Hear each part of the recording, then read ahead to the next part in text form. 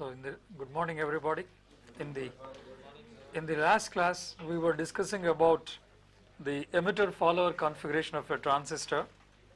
We have analyzed the circuit, an emitter follower amplifier circuit, and we are yet to discuss about the current gain and the output impedance. Therefore, I will continue the discussion on that, and following that, I will discuss about the FET small signal model, the junction FET small signal model. Now, going back to the emitter follower configuration, so this is the circuit we were discussing about with this kind of biasing arrangement, and the output is taken from the emitter resistance. Now, to analyze the amplifier performance, so we formed the equivalent circuit and we got the equivalent circuit in this form. So, this is the input port and this is the output port, and the input impedance Ri dash is, as we discussed in the other configuration, in the common emitter configuration, Ri dash is going to be beta Re plus Re into 1 plus beta, and the input impedance is Rb in parallel with this Ri dash, and the voltage gain, and we obtained an expression for the voltage gain, and because the input voltage is equal to this voltage drop and this voltage, the output voltage is going to be a fraction of the input voltage, and that fraction is almost close to unity, and that is equal to 1 plus beta Re by beta Re plus 1 plus beta Re. When 1 plus beta Re is much larger than beta Re, so this is almost unity.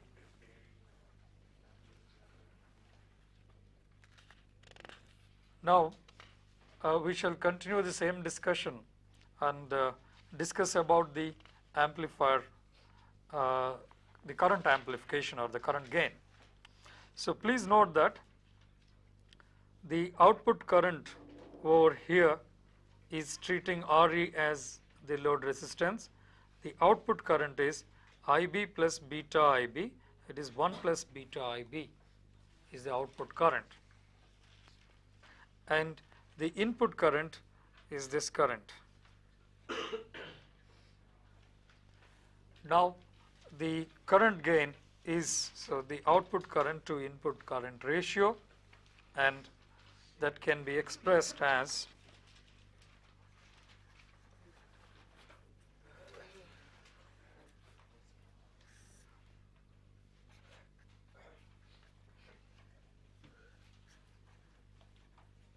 and I naught is known to be 1 plus beta Ib and divided by II. And if we know the ratio between II and Ib, we can substitute it here and get the expression for the current gain. So, please note that from this circuit on the input side, we can determine the ratio between Ib and II. Now, actually II gets divided between this Rb and this Ri dash, and that is what decides the ratio between Ib and II. So, Ib is equal to II into Rb by Rb plus Ri dash. So, by substituting this expression in the current gain expression, we can get the current gain as 1 plus beta multiplied by Rb by Rb plus Ri dash, where Ri dash is beta Re plus 1 plus beta into R capital E. And when this Rb is much larger than Ri dash, this is almost unity and the current gain is 1 plus beta. That means almost all this input current goes into the base, and when Rb is much larger than the input impedance, and almost all current goes into the base, and the output current is 1 plus beta times that, therefore the current gain is 1 plus beta. and which is of the order of 100. typically. Therefore, you will get a current gain of the order of 100 in this configuration, whereas the voltage gain is almost unity. Now, the output impedance.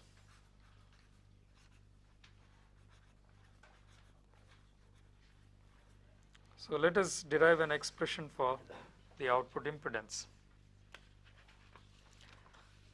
Well, to look at the output impedance may appear to be large, but when you analyze it and see, you will find that the output impedance is very small. And I repeat, we define the output impedance like this. When you apply an external supply V volts here, an alternating signal, and when the input is replaced by a short circuit, the impedance looking into this terminal is the output impedance. That means when V0 is an external supply applied, so we determine the current I0 here, V0 to I0 ratio is this. And when you replace this input voltage by a short circuit, what happens to RB? RB is shorted, therefore RB doesn't come into picture. And what happens to beta RE? Beta RE comes in parallel with RE. Therefore, if V0 is the voltage and the current that flows into RE is V0 by R capital E, and the current that flows into this beta RE is V0 by beta RE, and that current is minus IB.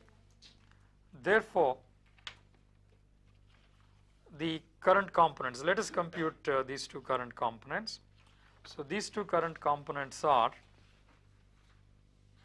out of I0, one component is V0 by R capital E itself. The next component is V0 by beta RE plus we have one more current component, that is beta IB coming into the terminal, therefore minus beta IB. This is the total current. Please note that this current I0 is, so this current going through beta RE and this current going through RE and minus beta IB. Now, once we obtain an expression for this, V0 divided by the current I0 can give us the output impedance. Yes, please, there is a question. So how IB has come into picture? Well, the external supply which you have applied here is directly coming across RE, and the voltage drop across RE appears at the input, on the input side, because R capital E is common to input as well as output. Because of this simple reason that RE is appearing between the input and output, this RE is reflecting a voltage onto the input loop, into the input loop, and because of which IB is coming up into picture. So that is happening because you are applying the voltage in this fashion. Any other question?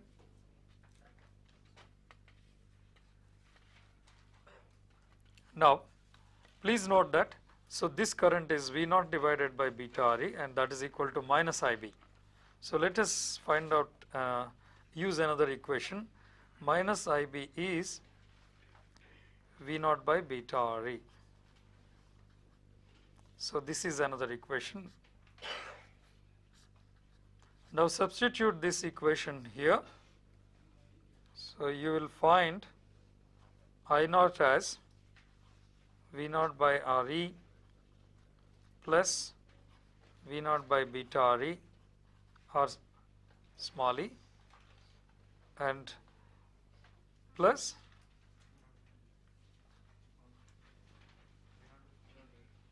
V0 by RE itself, beta by V0 by small RE itself. So V0 divided by I0 gives you the output impedance, and I0 divided by V0 gives you the output admittance.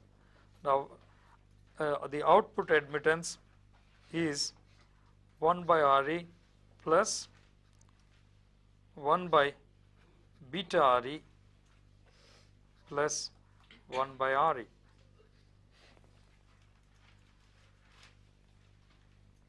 So this means that we have Re, the output impedance is Re in parallel with beta Re in parallel with another Re. So this is approximately equal to, since 1 by Re is much larger than 1 by beta Re, this is approximately equal to 1 by capital Re plus 1 by Re. So it is the parallel combination of Re and R small e. Hence, the output impedance R0 is Re in parallel with R small e. Please note that R small e is of the order of a few tens of ohms, a few ohms to a few tens of ohms. Therefore, output impedance R0 is going to be a few tens of ohms in the circuit. So that is the primary advantage of the emitter follower circuit. It offers high input impedance and very low output impedance. So here the impedance is very low. So this is equal to this Re in parallel with this beta Re divided by beta. So that divided by beta or 1 plus beta is coming because of this current source. Hence it offers you a very low output impedance. So as a result of this, we can use an emitter follower circuit to drive low impedance loads like loudspeakers in a public addressing system and motors. Any questions on the emitter follower?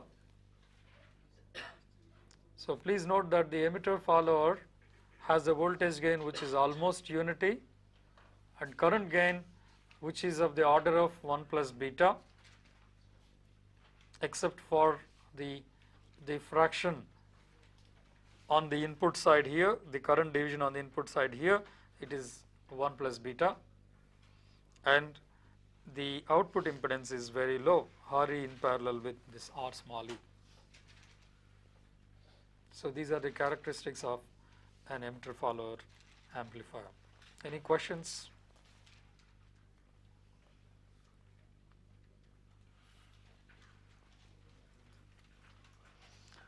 Now we shall discuss about the FET transistor model.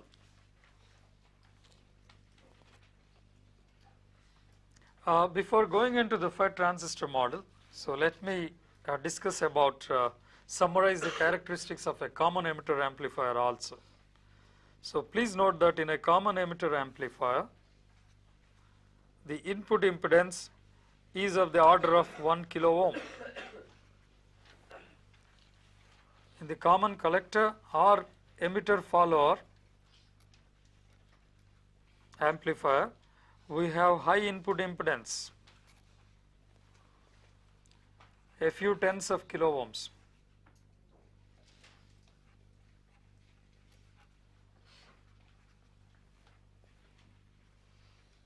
Here the voltage gain is approximately 1. Here the voltage gain is high.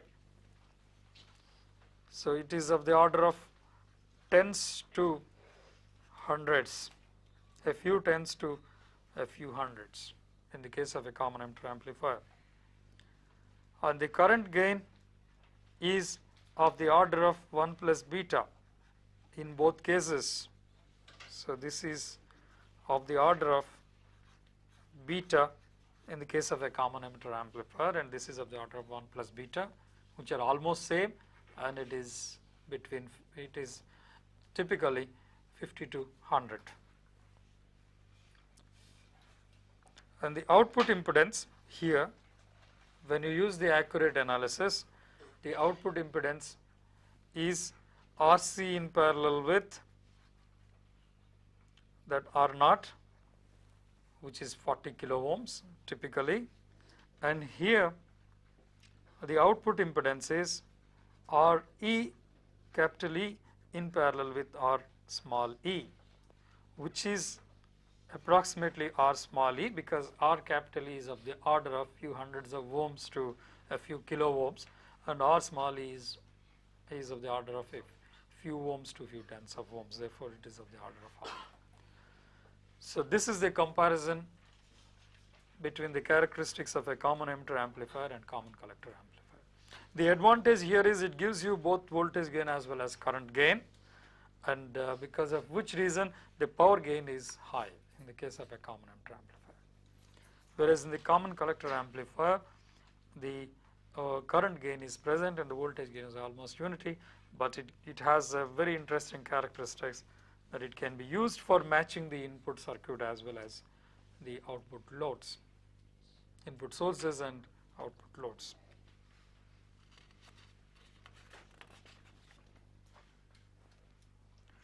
Now, having discussed about the transistor amplifier small signal model and the analysis of amplifiers using that model, we shall now discuss about the small signal model of a JFET, junction FET.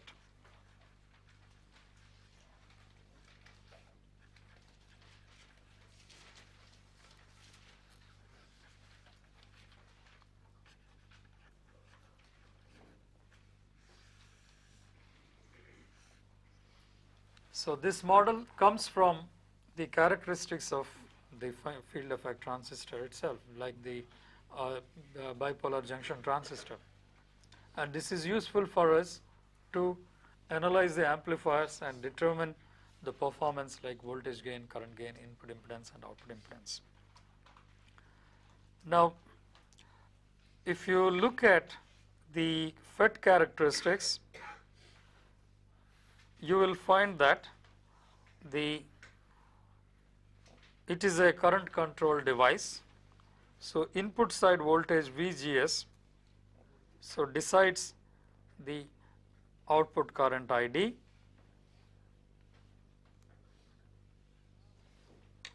When you operate the quiescent, the FET at certain VGS, it will give you the corresponding ID.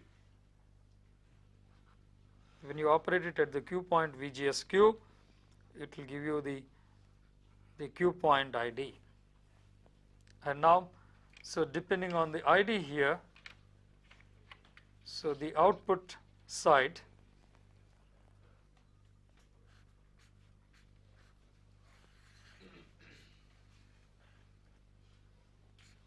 so this ID is a function of this VGS.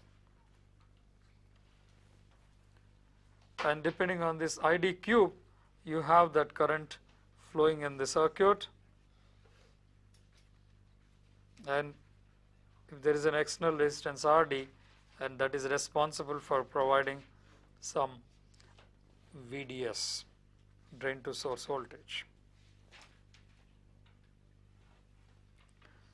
Now, how much current flows into the gate in a field effect transistor? Because it is a reverse biased PN junction, very small current, that is the reverse saturation current, flows through this. For all practical purposes, you can treat it as zero current. So even when you apply an alternating signal over here, still this bias potential plus the alternating signal put together, still it is reverse biased. Therefore, for small signals, still it is reverse biased. Therefore, the current is negligibly small. Hence, the input side of a field effect transistor, this is the input side. So on the input side, it is an open circuit. If this is gate and the source is connected here, on the input side, so whatever is the signals that is applied, once it is a small signal, its amplitude is much smaller than the VGS Q, the Q point gate to source voltage, then this is reverse biased and it is like an open circuit. This is like an open circuit.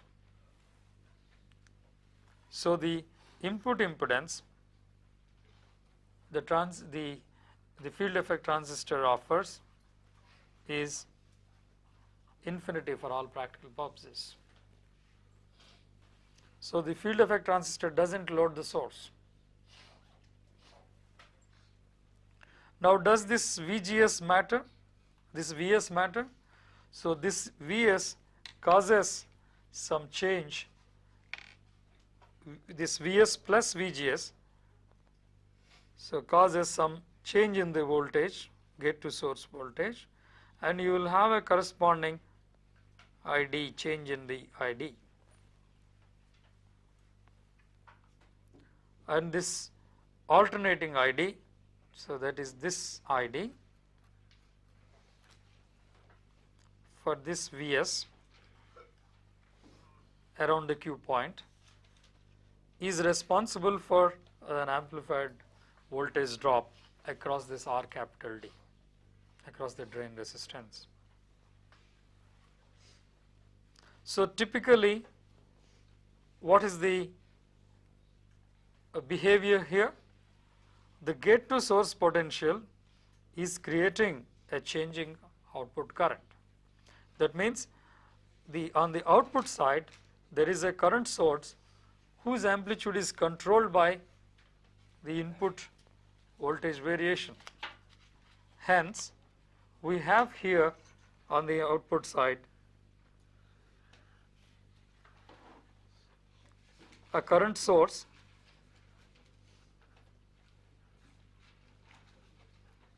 whose value is given by, whose value is proportional to VGS, and the proportionality constant has units of conductivity, and if we call it as GM, so this current, output current ID, I am talking about only the alternating current, and this current is equal to GM VGS between the drain and the source, and this VGS is related to, so the gate to source potential.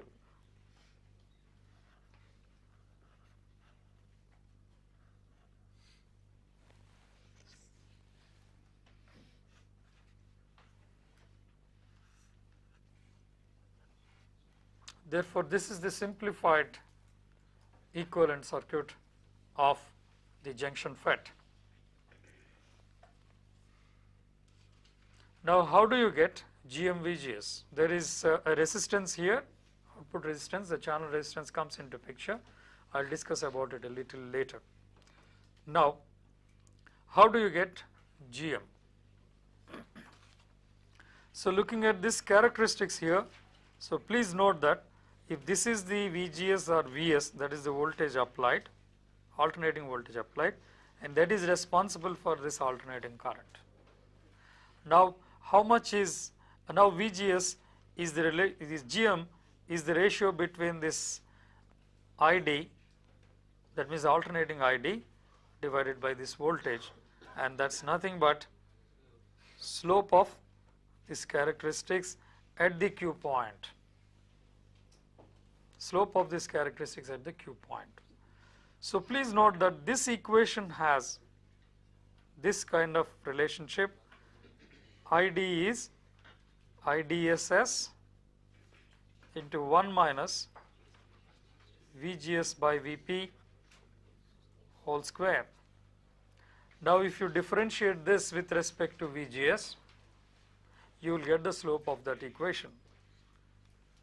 Therefore, GM is equal to 2 IDSS by VP into 1 minus VGS by VP. So this GM with a negative sign.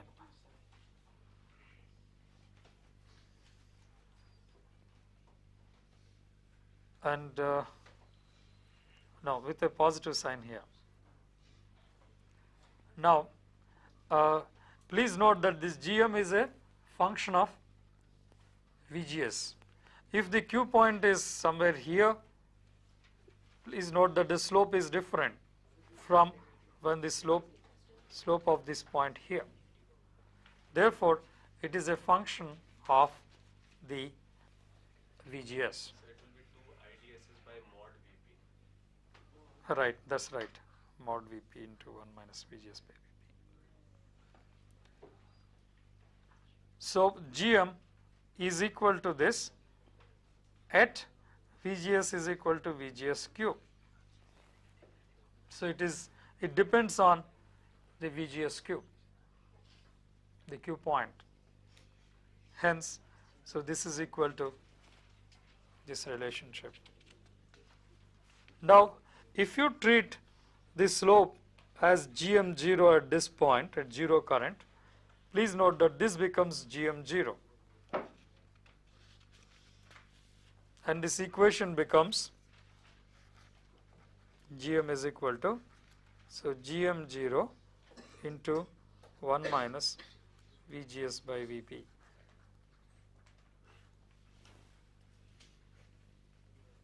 Where GM0 is the conductivity at this point, is the slope of this curve at this point.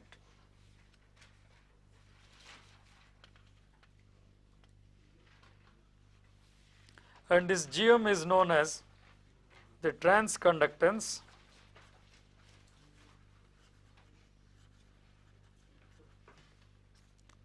because it is the conductance between an output current and the input voltage. It is a transconductance. It is known as transconductance. And it is of the order of a few millimho. GM is of the order of a few micro mhos to a millimhos. Now, let us look at the output characteristics. The output characteristics is something like this, depending on the VGS cube.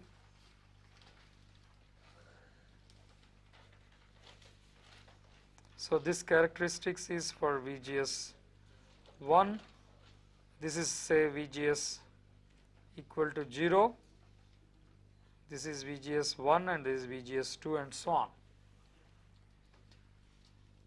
And this is between the drain to source voltage and this is the drain current. Now, is the drain current constant with respect to VDS? If you look at it microscopically, you will find that so these curves have some slope. If there is a change in the VDS, so it will give some change in the drain current. So a delta VDS gives you a delta ID. That means the output current is affected by the voltage change here. The current is affected by the voltage change here. What does it mean? It means that there is some output resistance or output conductance. And the symbol used for this is the lowercase r d.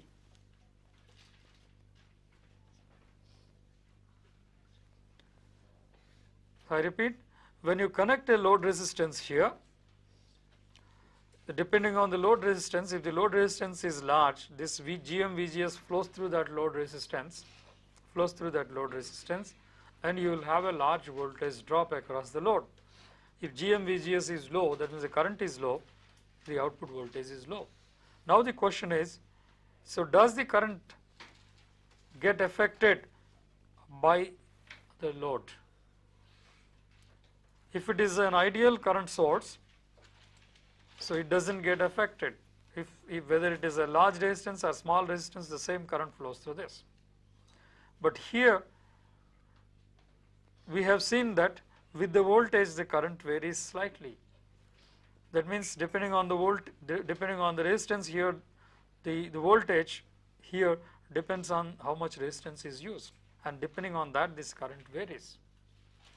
Hence it is clear that there is a resistance in between this, because only when there is a resistance in parallel with this voltage affects the total current flowing into the load or out of the load. Hence the source is not an ideal source, and it has a resistance parallel to it. And the value of the resistance, so naturally depends on the variation in the current that takes place because of the variation in the voltage, and so that RD is given by this delta VDS by delta ID.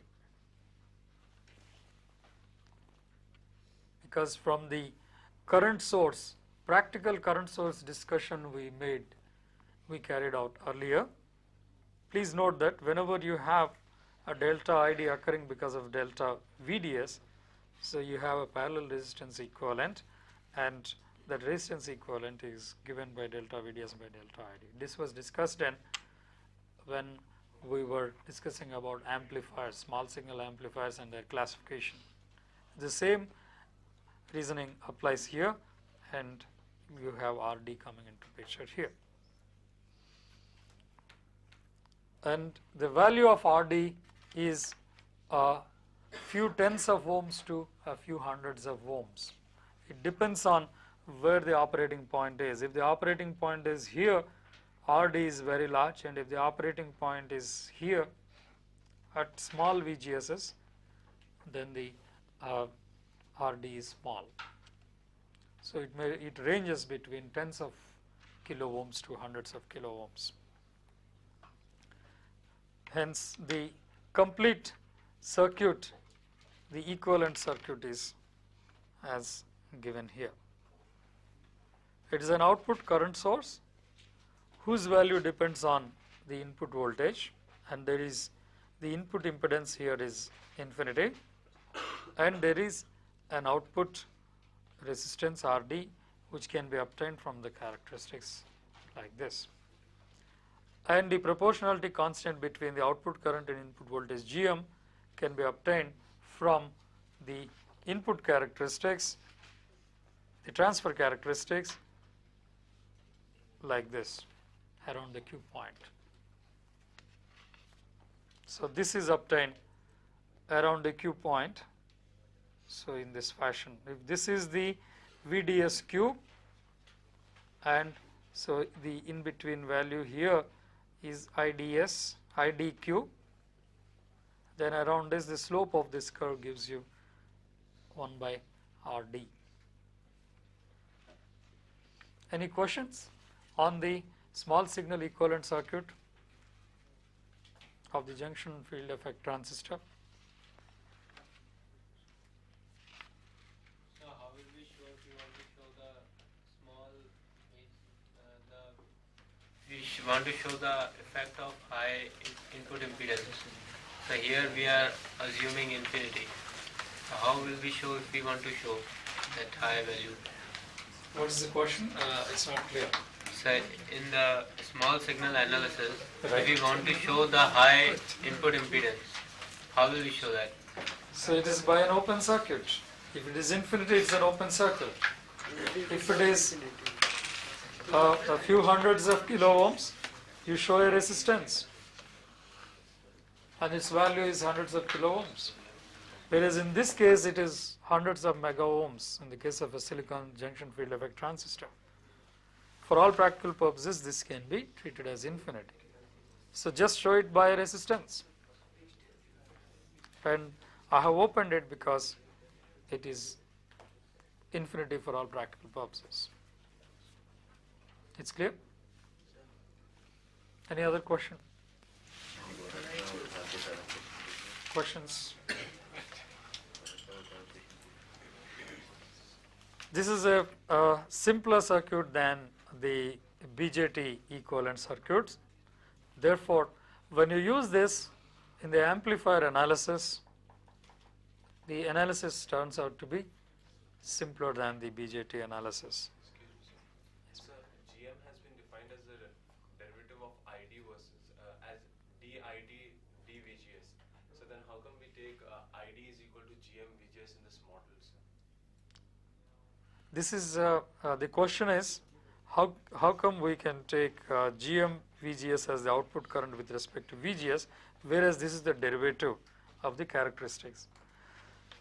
Please note that we are now discussing about the small signals. We are not discussing about the static characteristics, that is the quiescent voltage and currents. We are now discussing about small signals. And please note that the small signal, with small signal, the instantaneous gate to source potential is equal to VGS Q plus some small delta alternating signal. And here you will get an IDQ plus some small delta as an alternating current. And we are no longer interested in the quiescent voltage and currents. Once the circuit is designed for a particular Q point, that part is over. Now we are interested in the response for the alternating signals. That is the gain for an alternating input voltage and the gain for alternating input current and so on. Therefore, we are interested in ID to Vs ratio, this ID to this Vs ratio. So please note that this ID is this deviation in the drain current here, and this Vs is the deviation in the biasing voltage over here. Hence, the ratio between these two is the derivative of this and this. A small excitation here to small excitation here ratio. Small deviation here to small deviation ratio. So that's why we are discussing about this. Even this is even valid for the BJT analysis. There also, please note that we have got Ri as the derivative of the input side characteristics. The derivative of the base current with respect to Ri as the derivative of the base to emitter voltage with respect to the base current. So the same reason is applied there also. Any other question?